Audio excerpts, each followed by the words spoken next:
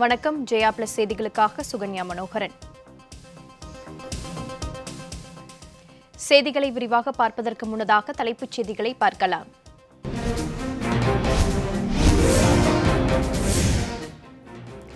வேளாண் சட்டங்கள் குறித்த பிரச்சினையை முடிவுக்கு கொண்டுவர மத்திய அரசு நடவடிக்கை எடுக்கவில்லை. உச்சநீதிமன்ற தலைமை நீதிபதி கடும் அதிருப்தி.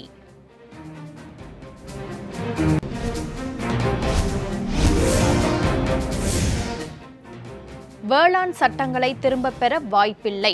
உச்சநீதிமன்றத்தில் மத்திய அரசு மீண்டும் திட்டவட்டம்.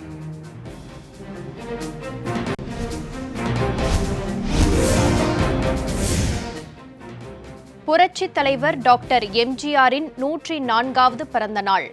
சென்னையில் அமைந்துள்ள திருவுருவ சிலைக்கு வரும் 17ஆம் தேதி டிடிவி தினகரன் மாலை அணிவித்து மரியாதை செலுத்துகிறார்.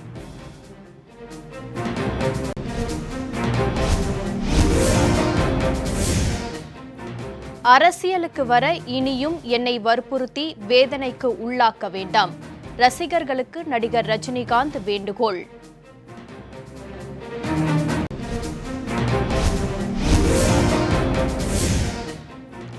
பொங்கல் பண்டிகையையொட்டி சிறப்பு பேருந்து போக்குவரத்து தொடங்கியது.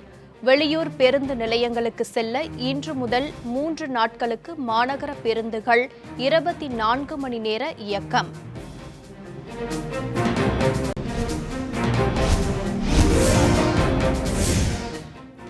அரியர் தேர்வுகளை நேரடியாகவோ ஆன்லைன் மூலமாகவோ நடத்துவது தொடர்பான அட்டவணையை பிப்ரவரி 4ஆம் தேதிக்குள் தாக்கல் செய்ய வேண்டும். பல்கலைக்கழகங்களுக்கு சென்னை உயர்நீதிமன்றம் உத்தரவு.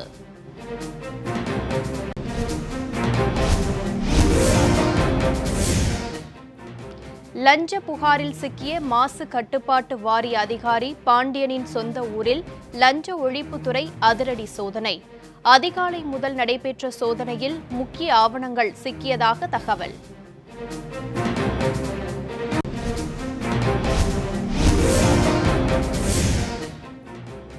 தேச விடுதலைக்காக இன்னுயிரை தந்த திருப்பூர் குமரனின் தியாகத்தை நன்றியோடு வணங்கிடுவோம். திருப்பூர் குமரனின் நினைவு நாளையொட்டி டிடிவி தினகரன் ட்விட்டர் பதிவு.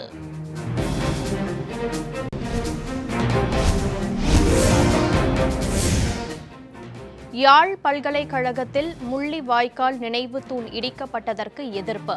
சென்னையில் இலங்கை தூதரகத்தை முற்றுகையிட்டு வைகோ உள்ளிட்ட தலைவர்கள் போராட்டம்.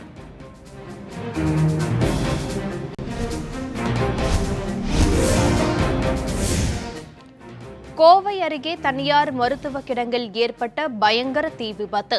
பல கோடி ரூபாய் மருந்துகள் எரிந்து சேதம்.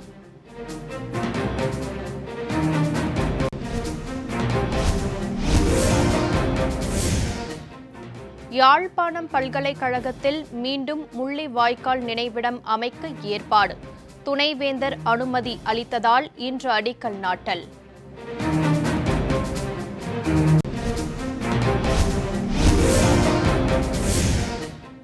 விண்வெளிக்கு மனிதர்களை அனுப்பும் ககன்யான் திட்டம். விண்வெளி மருத்துவத்தில் கைதேர்ந்த ரஷ்ய மருத்துவர்களிடம் இந்திய மருத்துவர்களுக்கு பயிற்சி.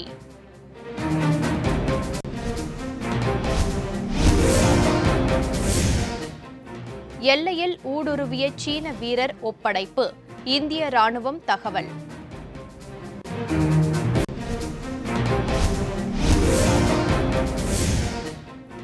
ஆபரண தங்கத்தின் விலை சவரனுக்கு 304 ரூபாய் குறைவு. 37,296 ரூபாய்க்கு விற்பனை.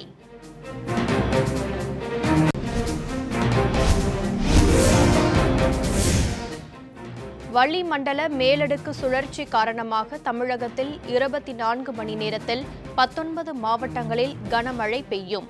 சென்னை வானிலை ஆய்வு மையம் தகவல்.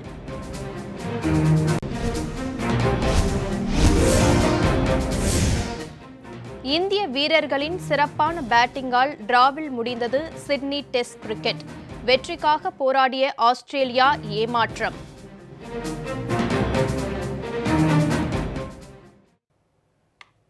இனி விரிவான செய்திகள். புதிய வேளாண் சட்டங்களை மத்திய அரசு நிறுத்தி வைக்காவிட்டால் உச்சநீதிமன்றமே நிறுத்தி வைக்க நேரிடும் என நீதிபதிகள் எச்சரித்துள்ளனர். 3 புதிய வேளாண் சட்டங்களையும் ரத்து செய்ய வலியுறுத்தி உச்சநீதிமன்றத்தில் மனுக்கள் தாக்கல் செய்யப்பட்டுள்ளன. அதேபோல் டெல்லியில் போராட்டம் நடத்தும் விவசாயிகளை அங்கிருந்து அப்புறப்படுத்த கோரியும் பொதுநல மனுக்கள் தாக்கல் செய்யப்பட்டுள்ளன. இந்த வழக்குகள் தலைமை நீதிபதி திரு எஸ்.ஏ. போப்டே அமர்வில் இன்று மீண்டும் விசாரணைக்கு வந்தன. அப்போது மத்திய அரசின் நடவடிக்கைக்கு நீதிபதிகள் கடும் அதிருப்தி தெரிவித்தனர். விவசாயிகள் போராட்டத்தை முடிவுக்கு கொண்டுவர மத்திய அரசு ஆக்கப்பூர்வ நடவடிக்கை எடுக்கவில்லை என்று கூறினர். வேளாண் சட்டங்களை அமல்படுத்தியே தீருவோம் என மத்திய அரசு நினைப்பது ஏன் என தெரியவில்லை என்று குறிப்பிட்டனர். விவசாயிகளுடன் பேச்சுவார்த்தை நடத்துவதாக மத்திய அரசு தொடர்ந்து தெரிவித்து வருவதாகவும், ஆனால் எந்த முன்னேற்றமும் ஏற்படாதது மிகுந்த ஏமாற்றம் அளிப்பதாகவும் தெரிவித்தனர். புதிய வேளாண் சட்டங்களை அமல்படுத்துவதை தற்காலிகமாக நிறுத்தி வைக்க மத்திய அரசு தயாரா என கேள்வி எழுப்பிய நீதிபதிகள், அப்படி நிறுத்தினால் விவசாயிகளுடன் பேச்சுவார்த்தை நடத்த உச்சநீதிமன்றமே குழு அமைத்து தரும் என்று கூறினர். புதிய வேளாண் சட்டங்கள் பயனளிப்பதாக உள்ளன என கூறி எந்த மனுவும் தாக்கல் செய்யப்படவில்லை என்று குறிப்பிட்டனர். கடும் குளிரில் விவசாயிகள் போராடுகின்றனர், தற்கொலை செய்கின்றனர். வயதானவர்களும் பெண்களும் சாலைகளில் நிற்கின்றனர். அப்படி இருக்கையில் புதிய வேளாண் சட்டங்களை மத்திய அரசு ஏன் நிறுத்தி வைக்கக்கூடாது என கேள்வி எழுப்பினர். மத்திய அரசு நிறுத்தி வைக்காவிடில் வேளாண் சட்டங்களை உச்சநீதிமன்றமே நிறுத்தி வைக்கும் என்று நீதிபதிகள் எச்சரித்தனர்.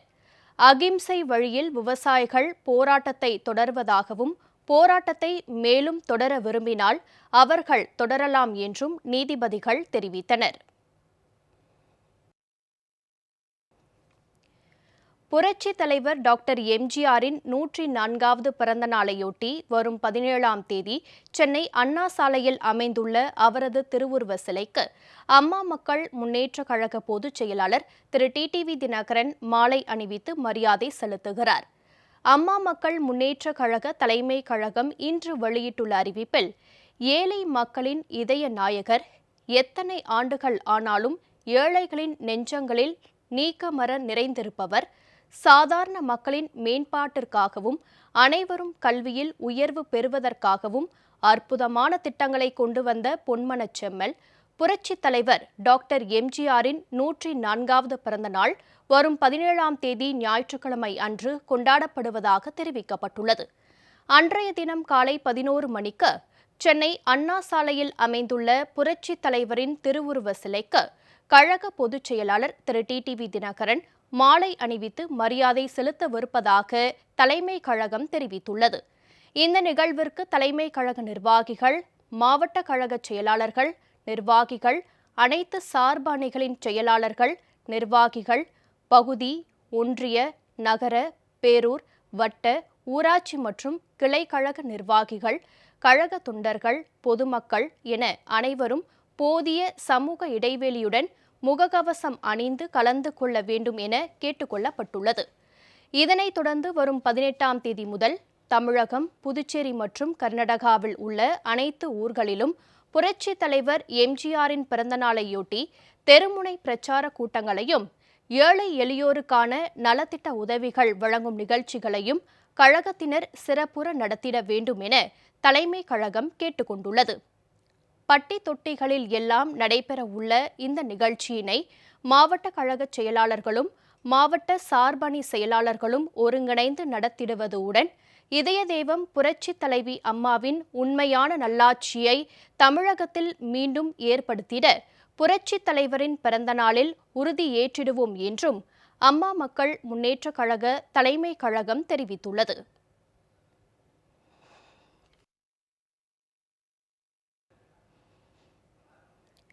அரசியலுக்கு வரப்போவதில்லை என்ற முடிவில் மாற்றமில்லை என நடிகர் ரஜினிகாந்த் திட்டவட்டமாக தெரிவித்துள்ளார்.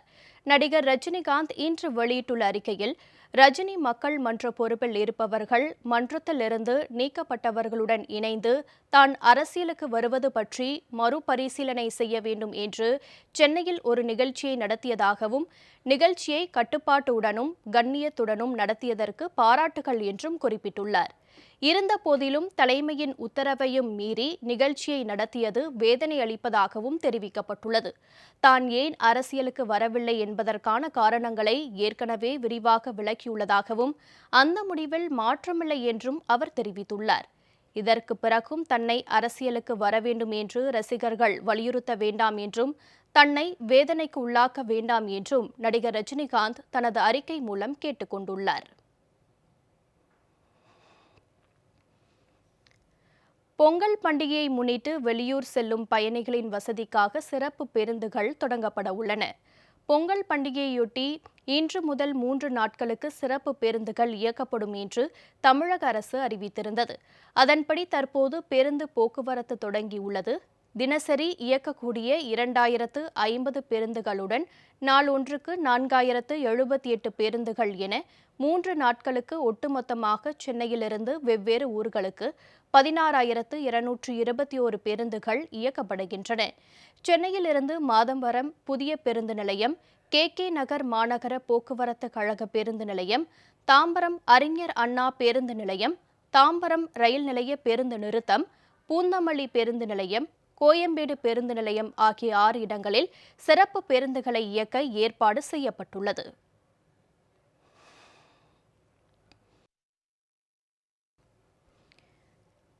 தமிழகத்தில் அரியர் தேர்வை நேரடியாகவோ ஆன்லைன் மூலமாகவோ நடத்துவது தொடர்பான அட்டவணையை அடுத்த மாதம் 4ஆம் தேதிக்குள் தாக்கல் செய்ய அனைத்து பல்கலைக்கழகங்களுக்கும் சென்னை உயர்நீதிமன்றம் உத்தரவிட்டுள்ளது. தமிழகத்தில் சில பல்கலைக்கழகங்கள் தேர்வுகள் நடத்தாமல் அரியர் தேர்வு முடிவுகளை வெளியிட்டு வருவதாக கூறி தொடரப்பட்ட வழக்கை விசாரித்த உயர்நீதிமன்றம் தேர்வை நடத்தாமல் அரியர் தேர்வு முடிவுகளை வெளியிடுவதற்கு தடை விதித்தும் உத்தரவிட்டது. இந்த நிலையில் இந்த வழக்கு தலைமை நீதிபதி சஞ்சீப் பானர்ஜி மற்றும் செந்தில்குமார் ராமமூர்த்தி அடங்கிய அமர்வில் இன்று மீண்டும் விசாரணைக்கு வந்தது. அப்போது மாணவர்களின் நலன் கருதியே முன்பு அரியர் தேர்வு ரத்து செய்யப்பட்டதாகவும் தற்போதைய நிலையில் கொரோனா சூழல் மாறியுள்ளதால் உயர்நீதிமன்ற உத்தரவுப்படி தேர்வுகளை நடத்த பல்கலைக்கழகங்கள் முடிவு செய்துள்ளதாகவும் தமிழக அரசு தரப்பில் தெரிவிக்கப்பட்டது. இதனையடுத்து வழக்கை விசாரித்த நீதிபதிகள் அரியர் தேர்வு தொடர்பான தேர்வு அட்டவணையை அனைத்து பல்கலைக்கழகங்களும் பிப்ரவரி 4ஆம் தேதிக்குள் தாக்கல் செய்ய வேண்டுமென உத்தரவிட்டு வழக்கு விசாரணையை ஒத்திவைத்தனர்.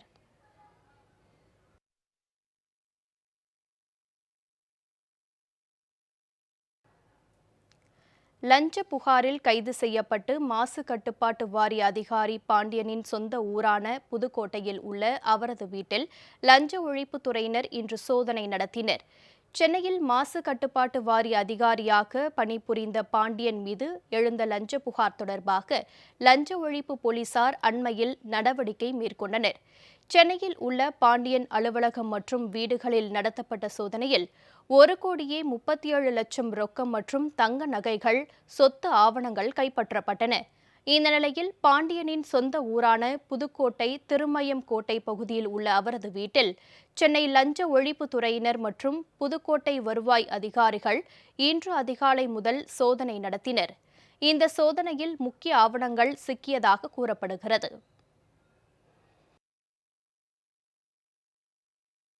விண்வெளிக்கு மனிதர்களை அனுப்பும் ககன்யான் திட்டத்தின் அடுத்த கட்டமாக விண்வெளி மருத்துவத்தில் கைதேர்ந்த ரஷ்ய மருத்துவர்களிடம் இந்திய மருத்துவர்களுக்கு பயிற்சி அளிக்கப்பட உள்ளது.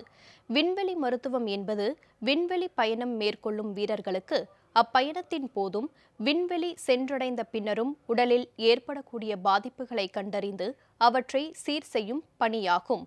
இந்த நிலையில் விண்வெளிக்கு மனிதர்களை அனுப்பும் ககன்யான் திட்டத்தின் அடுத்த கட்டமாக விண்வெளி மருத்துவத்தில் கைதேர்ந்த ரஷ்ய மருத்துவர்களிடம் 2 இந்திய மருத்துவர்களுக்கு பயிற்சி அளிக்கப்பட உள்ளது. இந்திய விமானப்படையைச் சேர்ந்த 2 மருத்துவர்களும் UA காக்கரின் ஆய்வு மையத்தில் பயிற்சி பெற உள்ளனர்.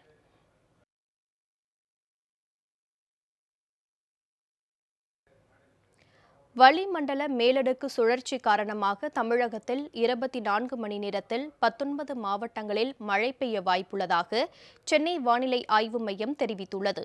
இலங்கை மற்றும் குமரிக்கடல் பகுதியையொட்டி நிலவும் வளிமண்டல மேலடுக்கு சுழற்சி காரணமாக அடுத்த 24 மணி நேரத்தில் தென் தமிழகத்தில் அநேக இடங்களில் மிதமான மழை பெய்ய வாய்ப்புள்ளதாக தெரிவிக்கப்பட்டுள்ளது.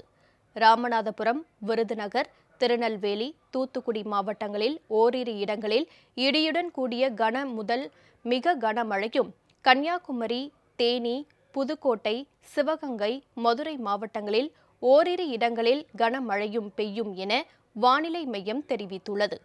கடலூர், விழுப்புரம், அரியலூர், பெரம்பலூர், திருச்சிராப்பள்ளி, கரூர், மயிலாடுதுறை, நாகப்பட்டினம், தஞ்சாவூர், திருவாரூர் மற்றும் புதுச்சேரி, காரைக்கால் பகுதிகளில் லேசானது முதல் மிதமானது வரை மழை பெய்யக்கூடும் என்றும் தெரிவிக்கப்பட்டுள்ளது. சென்னையில் அடுத்த 2 தினங்களுக்கு வானம் மேகமூட்டத்துடன் காணப்படும். நகரின் ஒரு சில பகுதிகளில் லேசான மழை பெய்யக்கூடும் என்றும் வானிலை மையம் தெரிவித்துள்ளது. கடந்த 24 மணி நேரத்தில் கடலூர் மாவட்டம் புவனகிரியில் 11 சென்டிமீட்டரும், பரங்கிப்பேட்டையில் 9 சென்டிமீட்டரும் மழை பதிவாகியுள்ளது. தென்மேற்கு வங்கக்கடல் பகுதிகள், குமரிக்கடல், மன்னார் வளைகுடா பகுதிகளில் இன்றும் நாளையும் சூறாவளி காற்று மணிக்கு 45 முதல் 55 கிலோமீட்டர் வேகத்தில் வீசக்கூடும் என்பதால் மீனவர்கள் கடலுக்கு செல்ல வேண்டாம் என வானிலை மையம் அறிவுறுத்தியுள்ளது.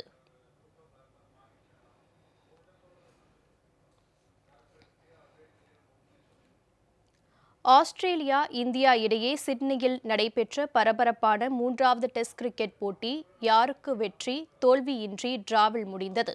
இப்போட்டியின் 5ஆம் நாளான இன்று இந்திய அணியின் வெற்றிக்கு 309 ரன்கள் தேவைப்பட்டன. ஆட்டம் தொடங்கிய சிறிது நேரத்திலேயே கேப்டன் ரஹானே ஆட்டமிழந்து அதிர்ச்சி அளித்தார். எனினும் அதன் பிறகு ஜோடி சேர்ந்த புஜாராவும் ரிஷபந்தும் விக்கெட் விழாமல் பார்த்து கொண்டதோடு கணிசமான ரன்களையும் சேர்த்தனர். குறிப்பாக ரிஷபந்த் அதிரடியாக விளையாடி சிக்சர்களையும் பவுண்டரிகளையும் அடித்து நொறுக்கினார். சதத்தை நோக்கி வேகமாக முன்னேறிய அவர் 97 ரன்களில் விக்கெட்டை பறிகொடுத்தார். அரை சதம் கடந்த புஜாராவுடன் பின்னர் விஹாரி இணைந்தார். தேநீர் இடைவேளைக்கு சற்று முன்பாக புஜாராவும் 77 ரன்களுக்கு அவுட் ஆனார். இதனால் இந்திய அணிக்கு திடீர் நெருக்கடி ஏற்பட்டது. பின்னர் இணைந்த அஸ்வின் மற்றும் விஹாரா ஜோடி ஆட்டத்தை டிரா செய்யும் விதமாக விளையாடினர். ஒரு கட்டத்தில் 100 பந்துகளை எதிர்கொண்ட விஹாரி 6 ரன்களை மட்டுமே எடுத்திருந்தார். எஞ்சிய விக்கெட்டுகளை வீழ்த்தி வெற்றி பெற்ற ஆஸ்திரேலிய அணி பந்து வீச்சாளர்கள் தீவிர முயற்சி செய்தனர். எனினும் நங்கூரம் போல் நிலைத்து நின்ற அஸ்வின் மற்றும் விஹாரி ஆஸ்திரேலிய வீரர்கள் பந்து வீச்சை திறமையாக சமாளித்தனர். அணியின் ஸ்கோர் 5 விக்கெட் இழப்புக்கு 334 ரன்களாக இருந்தபோது போட்டியை முடித்துக் கொள்வதாக இரு அணிகளும் ஒப்புக்கொண்டன. இதனால் இந்த போட்டி டிராவில் முடிந்தது. அஸ்வின் 39 ரன்களுடனும் விஹாரி 23 ரன்களுடனும் அவுட் ஆகாமல் களத்தில் இருந்தனர். இதன் மூலம் 4 போட்டிகளை கொண்ட இந்த டெஸ்ட் தொடர் 1-1 என சமநிலை பெற்றுள்ளது. 4வது டெஸ்ட் போட்டி வரும் 15ஆம் தேதி பிரிஸ்பர்ன் நகரில் மைதானத்தில் நடைபெறவுள்ளது.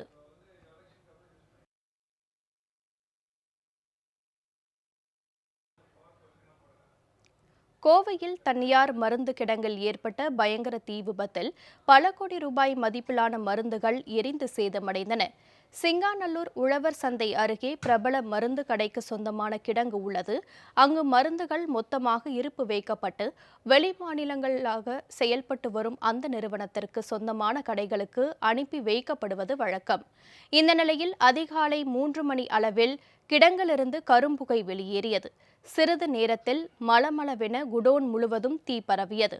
இதுகுறித்து தகவல் அறிந்த தீயணைப்பு துறையினர் 3க்கும் மேற்பட்ட வாகனங்களில் விரைந்து சென்று தீயை அணைக்கும் முயற்சியில் ஈடுபட்டனர். சுமார் 6 மணி நேர போராட்டத்திற்கு பின் தீ அணைக்கப்பட்டது. எனினும் இந்த தீ விபத்தில் பல கோடி ரூபாய் மதிப்பிலான மருந்துகள் எரிந்து சேதமடைந்ததாக கூறப்படுகிறது. மின்கசிவு காரணமாக தீ விபத்து ஏற்பட்டதா அல்லது வேறு ஏதேனும் காரணமா என போலீசார் விசாரணை நடத்தி வருகின்றனர். ஓய்வூதியம் தொடர்பான பிரச்சினையில் உரிய தீர்வு காணாவிட்டால் அடுத்த மாதம் 16ஆம் தேதி மாவட்ட தலைநகரங்களில் காத்திருப்பு போராட்டம் நடத்தப்படும் என தமிழ்நாடு சத்துணவு மற்றும் அங்கன்வாடி ஓய்வூதியர் சங்கம் எச்சரிக்கை விடுத்துள்ளது. சென்னையில் இன்று அச்சங்கம் சார்பில் நடைபெற்ற போராட்டத்தில் 500க்கும் மேற்பட்டோர் கலந்து கொண்டு தமிழக அரசை கண்டித்து முழக்கங்கள் எழுப்பினர். ஊதிய மாற்றத்தில் எங்களுக்கு போதுமான எல்லாருக்கும் கொடுத்தது மாதிரி எங்களுக்கு வழங்கலை, வஞ்சிச்சிருச்சு, ஓரம் கட்டிருச்சு. அதை அந்த முரண்பாட்டை கலைந்து முறையான பென்ஷன் 7,850 உள்ளிட்ட அகவிலைப்படி, மருத்துவப்படி, மருத்துவ காப்பீடு, குடும்ப ஓய்வூதியம், ஈமக்கிரியை செலவு நிதி, இலவச பஸ் பாஸ் உள்ளிட்ட பிரதான கோரிக்கைகளை நிறைவேற்ற வேண்டும் என்று கோரிக்கை வைத்து அதிகாரிகள்கிட்ட அமைச்சர்கிட்ட பேசினா பிப்ரவரி 2020 17ஆம் தேதி மெழுகுவர்த்தி ஏந்திய ஆர்ப்பாட்டம் கூட நடத்தினோம். அதுக்கு பின்னாடி கொரோனா வந்துருச்சு. இதுக்கு இடையில் நாங்கள் உயர்த்தி கொடுக்குறோம், கிட்டத்தட்ட தேர்தல் டைமில் உயர்த்தி கொடுக்குறோம், அதுக்கான வாய்ப்பு இருக்குது, கொஞ்சம் பொறுத்துருங்கன்னு சொன்னாங்க. சமூக நலத்துறை அமைச்சர் முதல்வரிடம் அழைத்து செல்கின்றேன், அழைத்து பேசி உங்களது கோரிக்கையை நிறைவேற்றி தருகிறேன் என்று சொன்னார்கள். இதுவரை முறையெடுக்க அந்த அழைத்து செல்வதற்கான வாய்ப்பு எங்களுக்கு கிடைக்கவில்லை. முதல்வருக்கும் நேரடியாக மனு கொடுத்தும் அதற்கான வாய்ப்பு எங்களுக்கு வழங்கப்படவில்லை.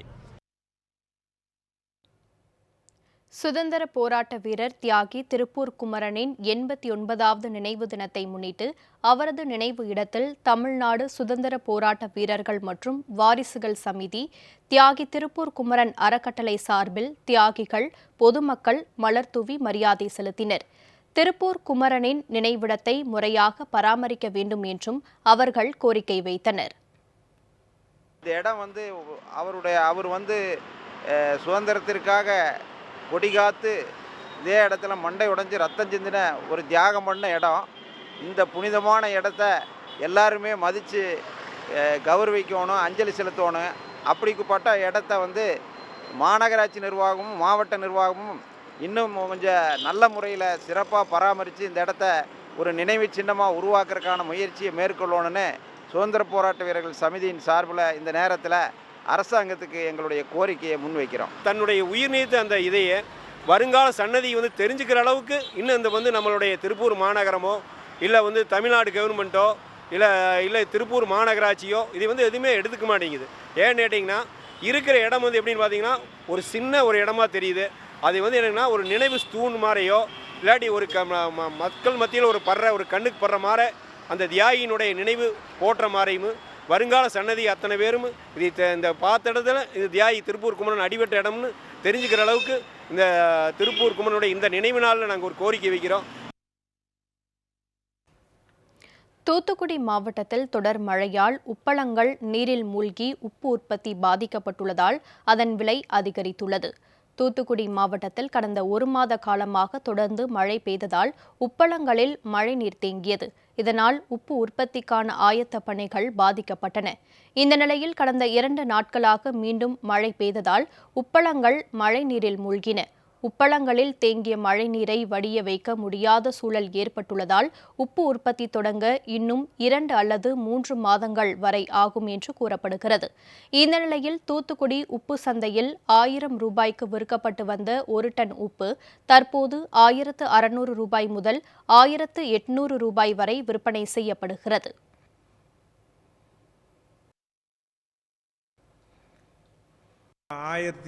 ரூபாய்க்கு விற்று கொண்டிருந்த உப்பு தற்சயமாக 1500 முதல் 1600 வரை டன்னுக்கு விற்பனை ஆகிறது. இதே அளவில் உப்பு வெளி மாநிலங்களுக்கு சென்று கொண்டிருந்தால் தற்சமயக்கும் 1600 ரூபாய்க்கு விற்பனையாகின்ற உப்பு 2000 ரூபாய் வரை டன்னுக்கு விற்பதற்கு வாய்ப்பு இருக்கிறது.